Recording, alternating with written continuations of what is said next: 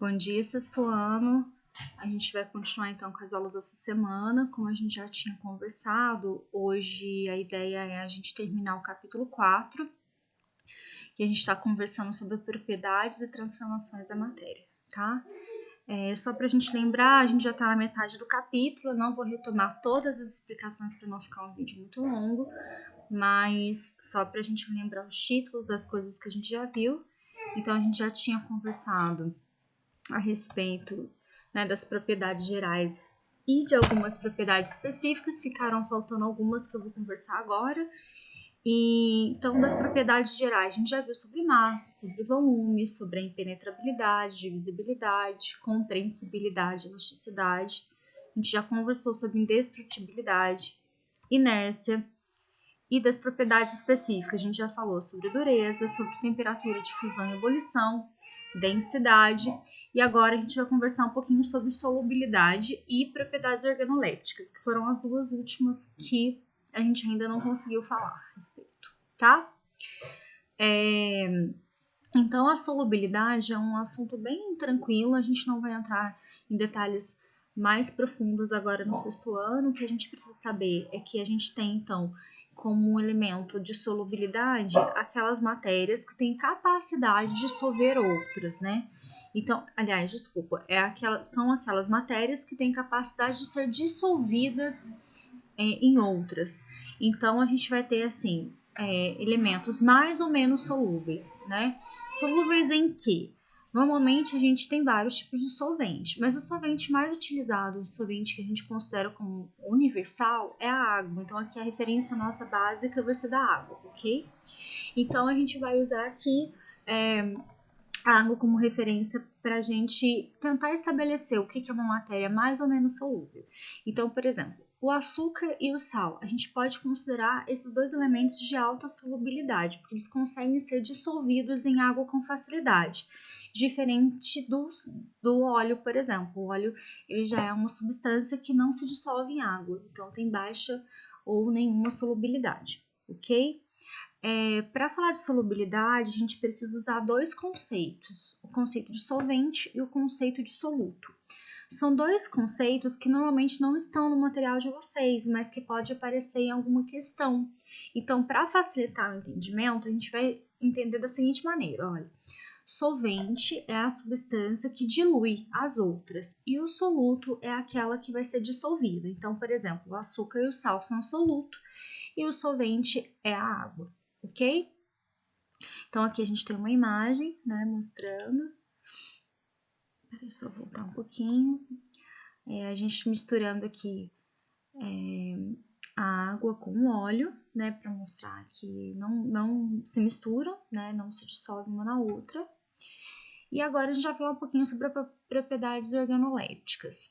As propriedades organolépticas, elas são basicamente tudo relacionado com os sentidos. Então, é muito tranquilo da gente entender, né?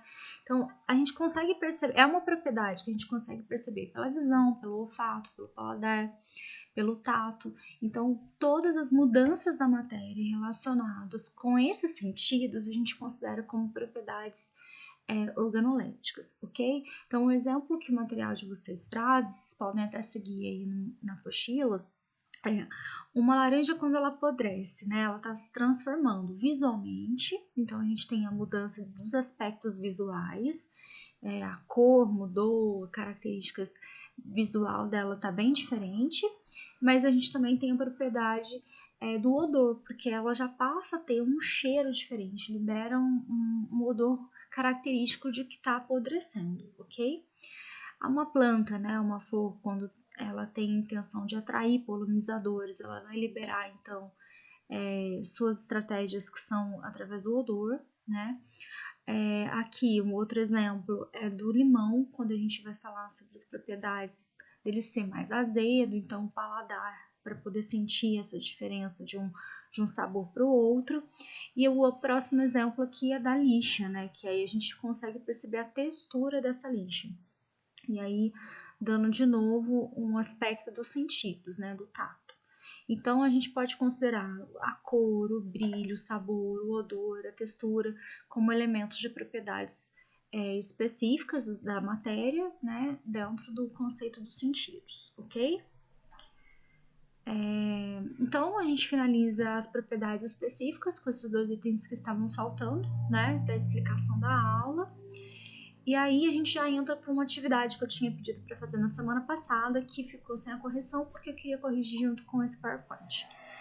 Esse primeiro exercício, tem lá a balança, eu tenho o alumínio e o ouro, né, dentro, cada um numa parte da balança, e aí a gente tem a primeira pergunta: qual dos cubos tem o maior volume? Lembrando que o volume é o lugar que o lugar que essa matéria ocupa, né? Se a gente observa o alumínio e observa o ouro, os dois têm o mesmo perfil, o mesmo tamanho, então eles vão ocupar o mesmo espaço. Se eles ocupam o mesmo espaço, então qual que é a nossa resposta, né? Eles vão ter o mesmo volume. Pela balança, eu não consigo identificar aqui, não é a diferença de peso que vai me definir aqui o volume, tá? É a estrutura, é o formato, é o espaço que esses 2 cubos estão ocupando no espaço. Então, nesse caso, eles vão ter o mesmo volume, uma vez que eles estão ocupando o mesmo espaço, tanto o alumínio quanto o ouro, tá? Aí aqui eu coloquei uma observação para vocês prestarem atenção, né? Objetos de mesmo volume, eles podem ter massas diferentes, ok? Então, aqui a balança está mostrando exatamente isso. Ele está mostrando que um tem mais massa do que o outro, porque os pesos são diferentes, ok? Então, a gente vai ter volumes iguais, porém massas diferentes. E o mesmo pode acontecer no sentido contrário, tá? Eu posso ter massas iguais e volumes diferentes.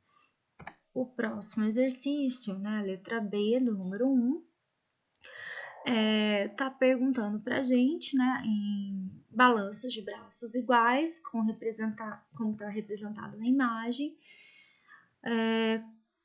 Ao considerar o que aconteceu com a balança na situação mostrada, qual dos cubos tem maior massa? Bom, foi o que eu acabei de falar, né? Se um cubo está pesando na balança mais do que o outro, então qual vai ter mais massa, pessoal? Vai ser o ouro, ok? Porque é o que está pesando na balança mais. Então, a gente já falou que a unidade lá na frente, né? Que a unidade de medida da massa é grama, quilograma, então a gente já conversou sobre isso. Tonelada, então é o peso, tá? Então, neste caso, apesar deles terem o mesmo volume, eles não possuem a mesma quantidade de massa, tá? Para continuar, a gente tem o exercício 2 aí, né? Tem 2 situações, de novo, uma situação de balança com formatos diferentes em cima dela, então a gente pode observar aqui, ó, né? Se vocês acompanharem a setinha, aqui eu tenho um tipo de formato e aqui eu tenho um outro formato, né? Então, e mostrando um peso específico. Então, essa balança aqui, a gente primeiro tem que fazer uma leitura da imagem. A leitura da imagem está mostrando exatamente isso. São formatos diferentes. O que ela está querendo destacar? Formas diferentes, né? Cadê minha setinha? Voltando aqui. Ela está querendo destacar formas diferentes. Ó, aqui eu tenho uma forma, aqui eu tenho outra forma. Porém, ela está mostrando o mesmo peso, né? Então, a pergunta, né? Explique como os objetos que têm formatos diferentes podem apresentar a mesma massa. Então, gente, na verdade, a forma dos objetos não está definindo a quantidade da massa presente, né? Então, a quantidade da massa pode ser igual, mesmo que o formato seja diferente, ou seja, o volume delas, inclusive, pode ser diferente, como a gente já conversou anteriormente, né? Então é isso, ó, a forma dos objetos não determina a sua massa, uma vez que a propriedade é definida pela quantidade de massa e não pelo formato, ok? Então aqui, tá, depois vocês podem voltar direitinho e observar a resposta com calma e comparar, né? Ai, que faltou uma modificação, mas não tem problema não, tá, gente? Bom, a questão 3 está assim, ó. Em um laboratório foram encontrados 3 frascos contendo líquidos incolores. Os rótulos dos frascos estavam danificados e, portanto, não era possível identificar as substâncias que eles continham. Cite uma propriedade que poderia ser usada para identificar os líquidos. Então, a gente poderia usar, gente, como eles são incolores, quais são as outras propriedades, então, que a gente pode utilizar? A gente pode utilizar a solubilidade, a densidade, a temperatura de ebulição. Agora, por que eu não estou citando aqui o odor, o cheiro, como uma possibilidade de utilizar para diferenciar quais são esses elementos? A gente não costuma utilizar o odor para tudo, né? Porque a gente pode ter muitas propriedades de certos líquidos, né, que podem fazer mal para a nossa saúde. Então, não dá para ir cheirando as coisas, porque a gente não sabe se aquelas substâncias são tóxicas ou não. Então, é bom que a gente não utilize a propriedade do odor para esse tipo de situação. O odor a gente costuma utilizar na nossa cozinha, no nosso ambiente, né, do nosso cotidiano, mas quando a gente está falando de laboratório, com líquidos incolores, a gente não sabe se isso é uma substância tóxica ou não, é bom a gente não utilizar o odor aqui como uma referência, tá? Então, poderia abrir mão, né, lançar mão de outras possibilidades, como a densidade, a solubilidade e a temperatura de ebulição, ok? Aí eu também tinha pedido para vocês fazerem uma questão invertida, né? Que tá ali para identificar o tipo de matéria necessário. Isso é a resposta da questão invertida. Que sejam analisadas suas propriedades específicas, pois elas são próprias de cada tipo. Já as propriedades gerais são comuns em qualquer matéria, independente do que seja feito. Então, a resposta possível é como a gente diferencia os tipos de matéria, quais essas propriedades podem ser analisadas para identificar um tipo de matéria, diferenças entre uma matéria específica e geral. Então, são possibilidades, ok? Mais alguma coisa aqui? Acho que não, né? Tá tranquilo. Tá. Depois vocês podem comparar a resposta que tá aqui no vídeo com a de vocês, ok? Vai pausando e vai comparando. E aí, por fim, a gente tem uma reflexão que também era para ser feita antes, né? Na natureza nada se cria, nada se perde, tudo se transforma, a lei de Lavoisier. E essa lei, né, desse cientista, que ele formulou a teoria, fala sobre a conservação da matéria, né? Considerando essa afirmação, então ela tá da seguinte maneira. Essa famosa frase atribuída ao químico francês Lavoisier, Antoine Lavoisier, cientista que formulou uma teoria sobre a conservação da matéria. Considerando essa afirmação, discuta o tópico seguinte com seus colegas da seguinte maneira: se a matéria foi formada logo após o Big Bang, desde então ela é constante. Como são formadas novas substâncias?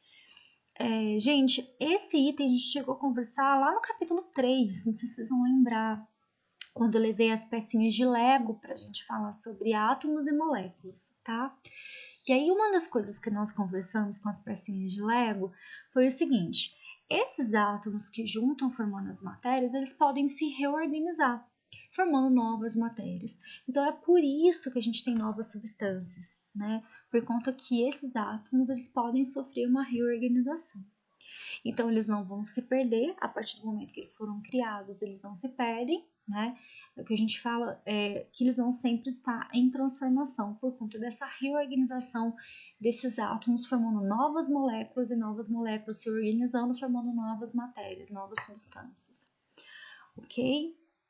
Então, a gente obviamente não teve condições de fazer isso em grupo, nem conversando com os colegas, mas é isso, tá? Agora a gente está entrando numa outra etapa, né, do material para falar sobre as transformações da matéria. Então, a primeira etapa era propriedades gerais específicas e agora a gente vai conversar sobre os tipos de propriedades da matéria.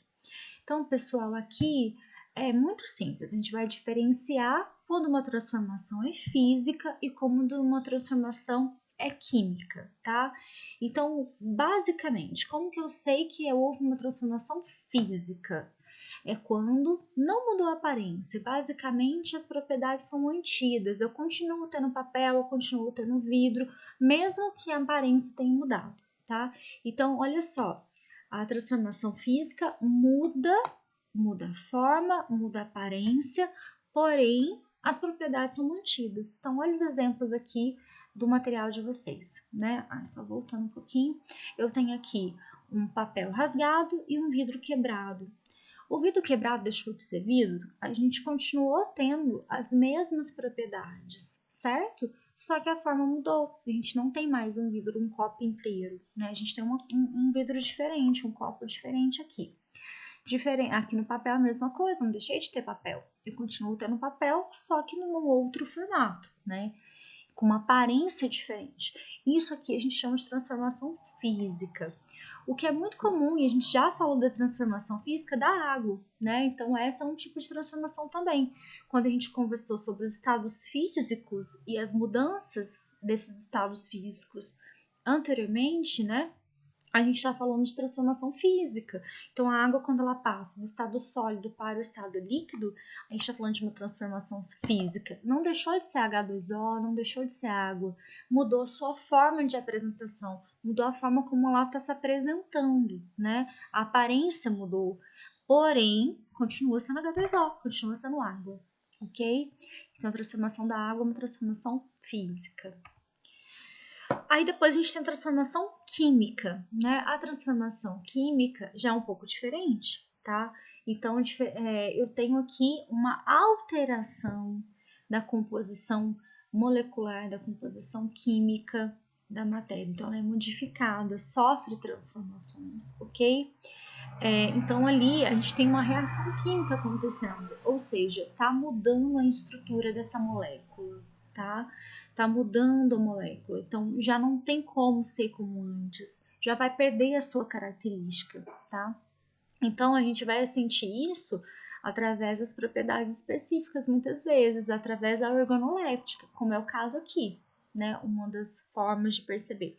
Aqui eu tenho uma maçã inteira, né? E aqui uma maçã que já está apodrecida, no processo de apodrecimento, né?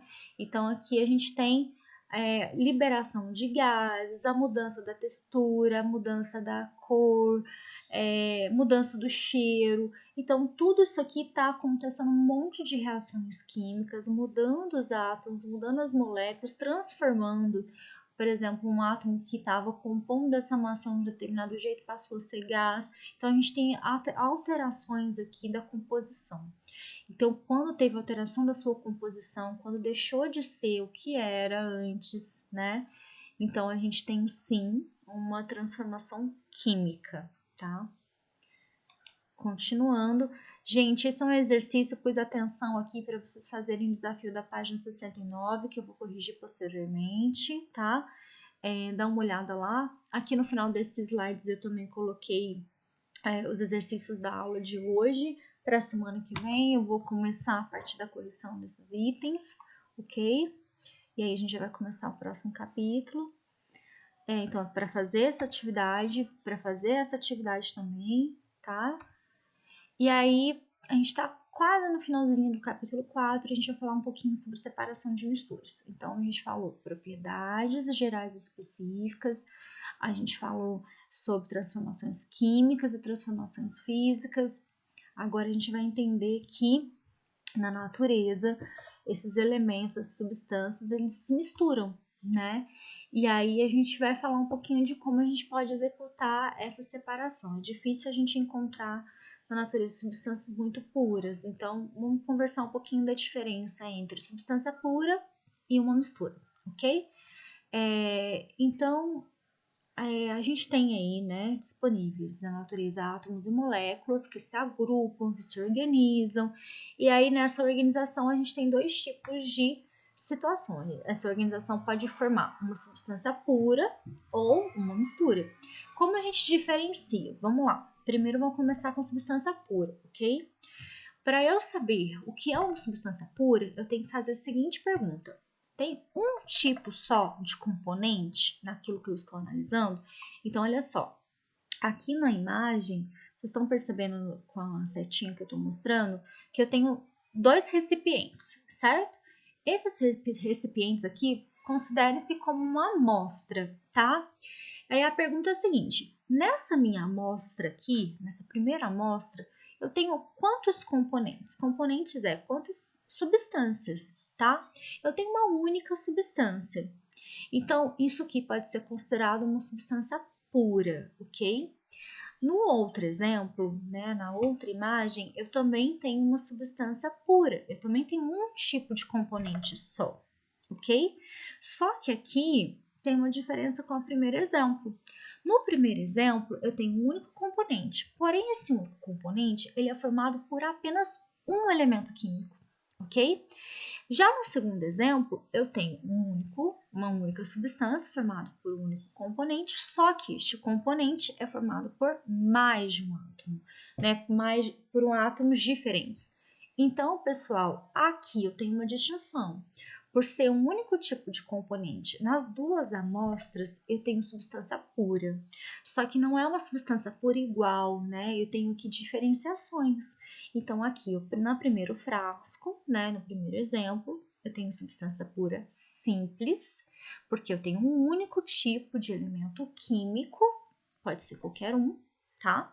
Aqui eu estou dando exemplos genéricos.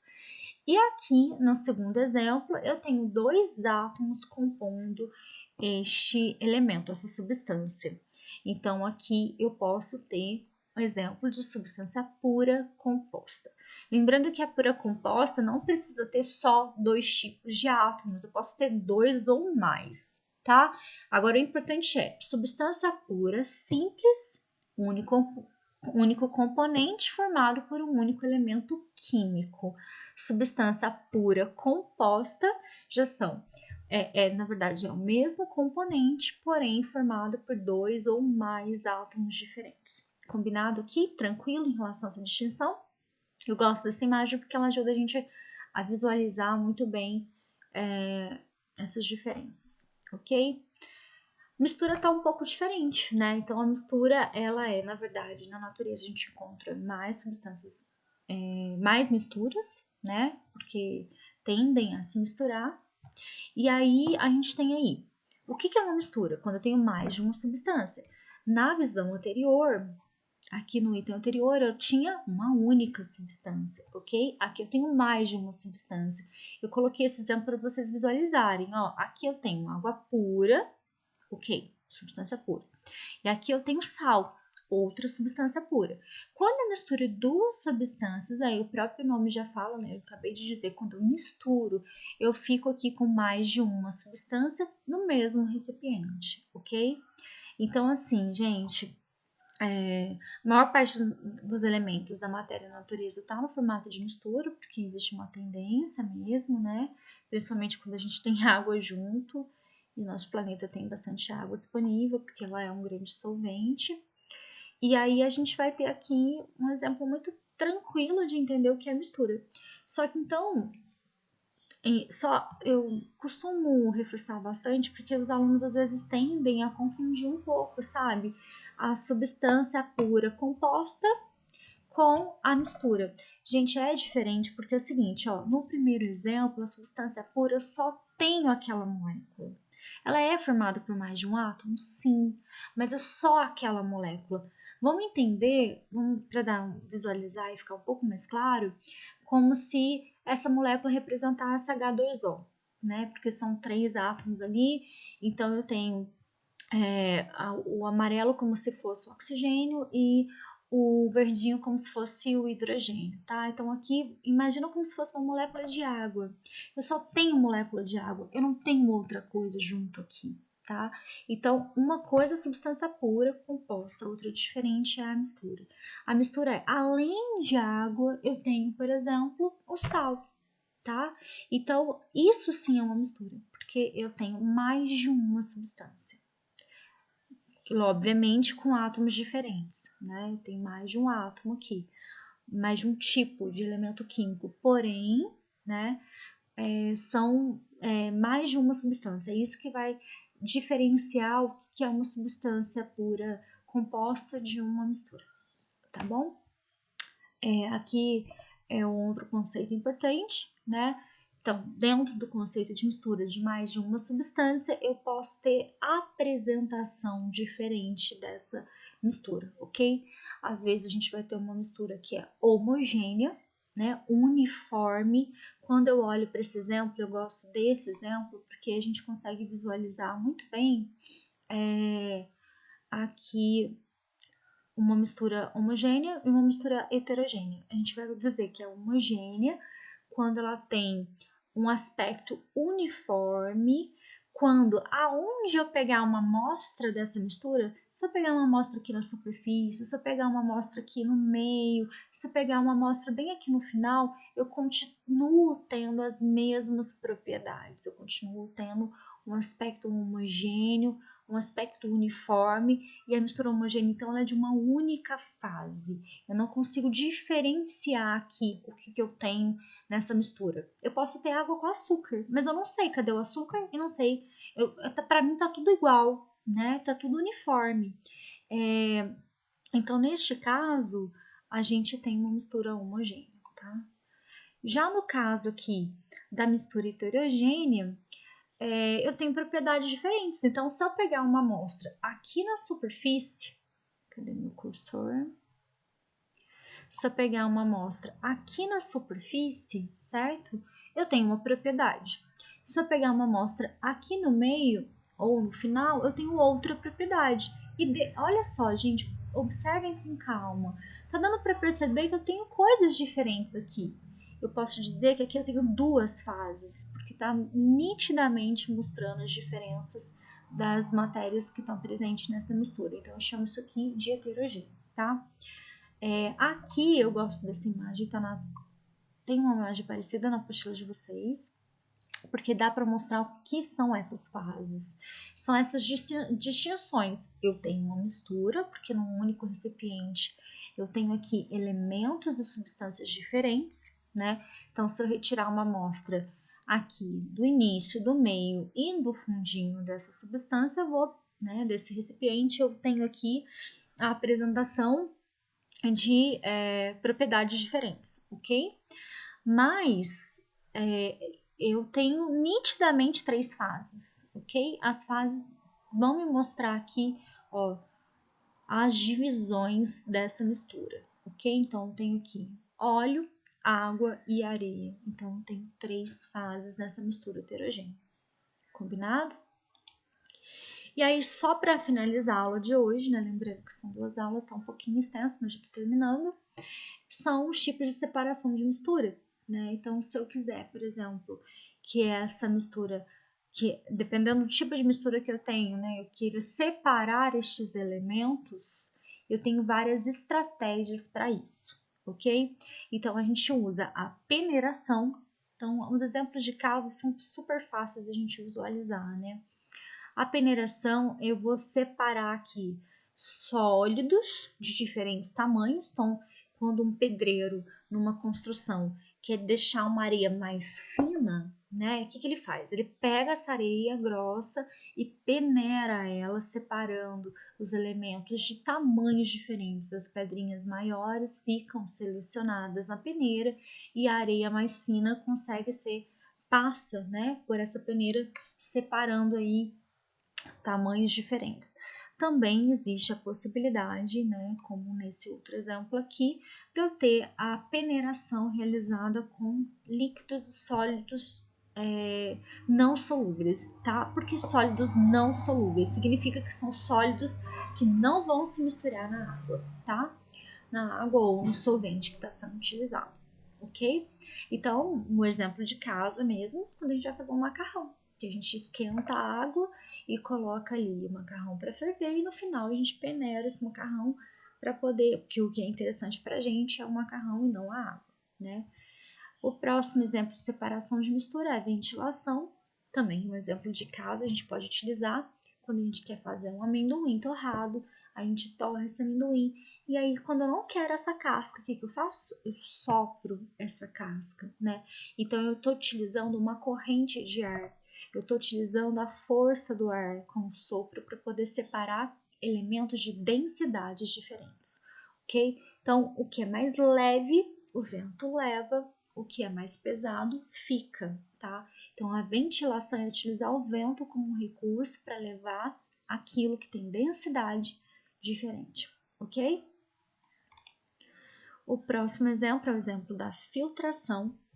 A gente também usa muito em casa todos os dias, né? Então a gente tem, para quem gosta muito de café como eu, a gente passa café e aqui é um exemplo de filtração.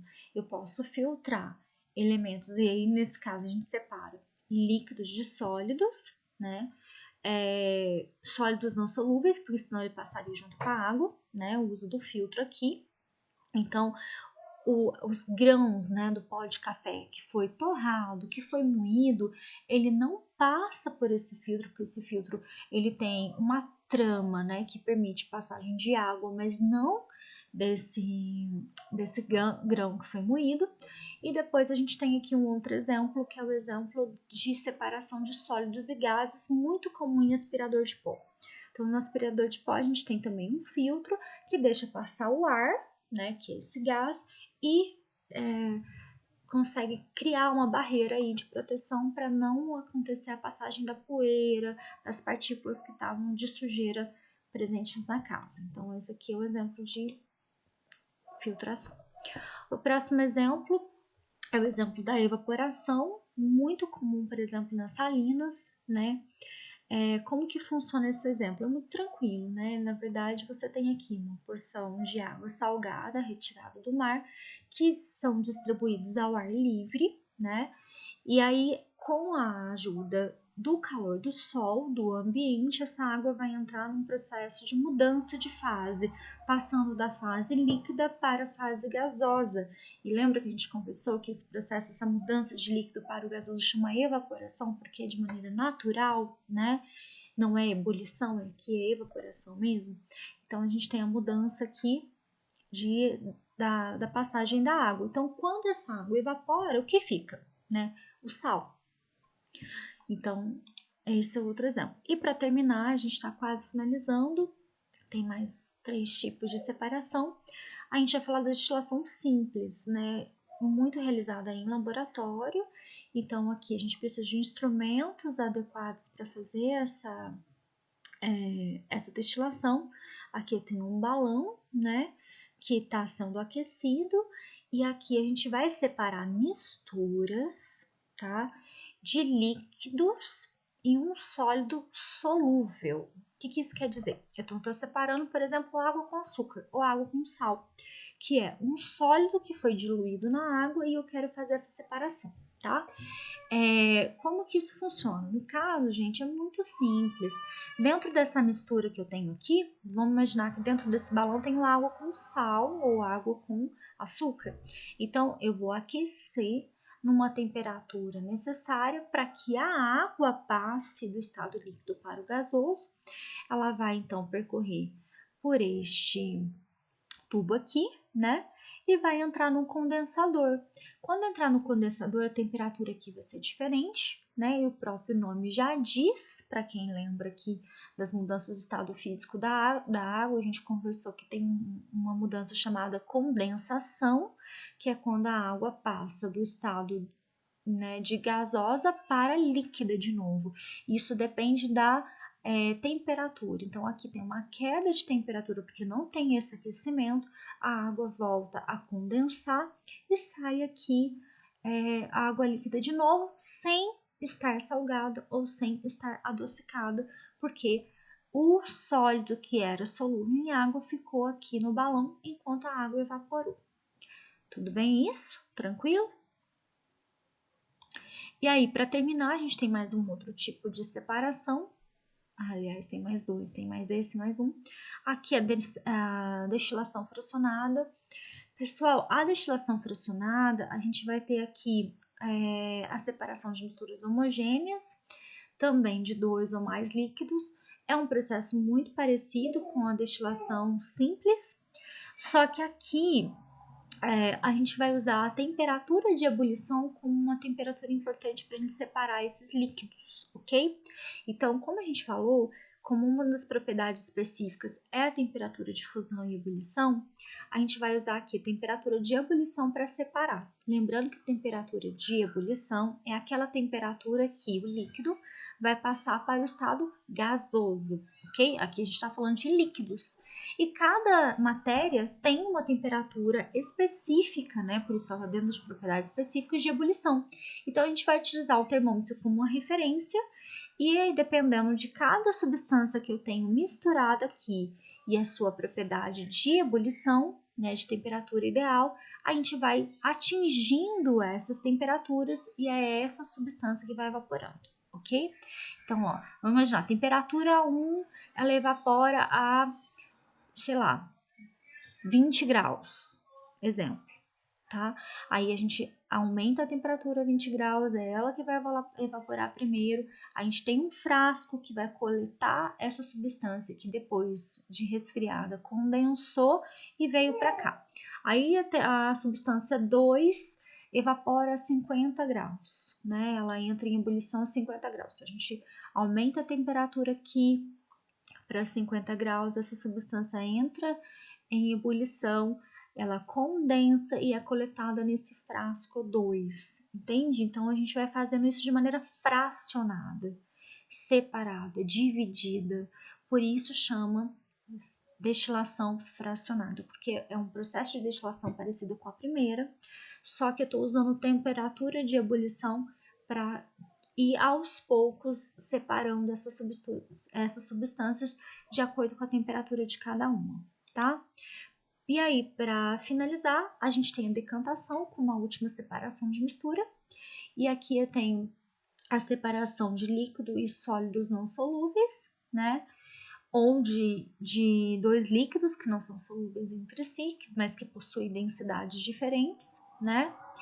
É um exemplo super tranquilo, né? Aqui eu tenho sólido e líquido, ou líquido. E aí o que acontece?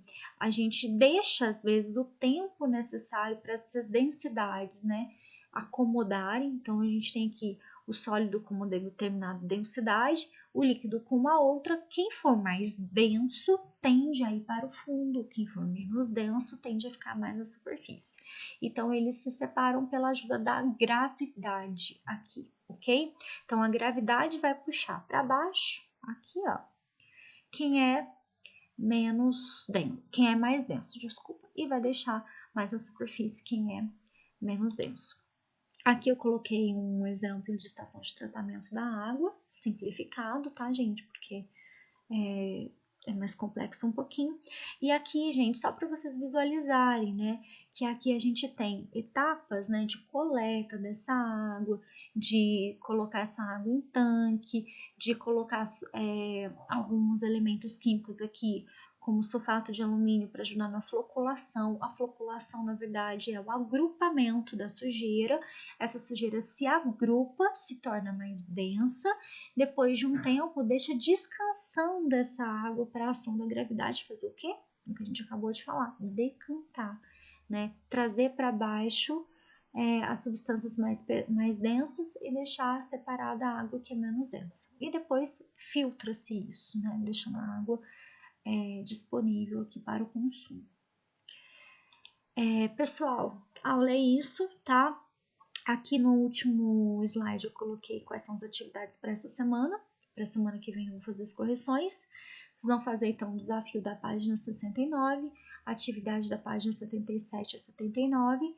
E quem puder, né, não é obrigatório, mas eu acho que é interessante para vocês também passar um tempo em casa e fazer Você é o Cientista da página 76. Para isso, pessoal, eu sei que eu estou pedindo, não é uma obrigação fazer, porque depende de ter certos recursos em casa. É tranquilo, mas talvez algumas pessoas tenham, talvez outras pessoas não tenham. Então, o que a gente vai precisar para fazer essa experiência? A gente vai precisar de vinagre branco, de uma bexiga, de garrafa PET de 200 ml e o bicarbonato de sódio. Quem tiver e puder executar, ótimo, a gente vai conversar isso na semana que vem sobre esse experimento. Ok? Então, um grande abraço para vocês, bom trabalho, espero que esteja todo mundo bem e a gente vai conversando, tá? Até mais!